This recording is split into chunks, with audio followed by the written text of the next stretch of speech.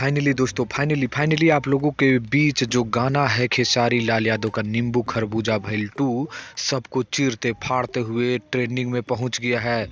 जी हाँ दोस्तों, आप लोगों को ट्रेंडिंग में बताऊंगा कि खेसारी लाल यादव का ये गाना कहां पर पहुंचा है। सब कुछ आज की इस वीडियो में बताने वाला हूं, तो वीडियो को आप लोग अंत तक बने रहिए। चैनल पर पहली बार विजिट किए होंगे तो चैनल को सब्सक्राइब करिए। मैं हूं रविंद्र और आप लोग देख रहे हैं भोजप्रिय स्टोर चैनल। एक लाइक तो बनता है, बड़ी मेहनत के बाद कोई खबर लेकर आता हूं दोस्तों, तो लाइक करना नहीं भूलिए और आप लोग शेयर करना नहीं भूलिएगा।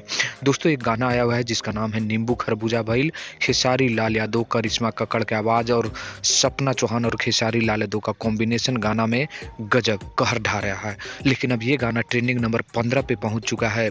दोस्तों आप लोगों को बता दें कि ट्रेंडिंग नंबर पहुंचा जो 15 में है वो भारत में नहीं, जी हाँ दोस्तों, भारत यानी इंडिया में नहीं, ये पहुंचा हो विदेश की धरती यूएई यानी यूनाइटेड अरब अमीरात में।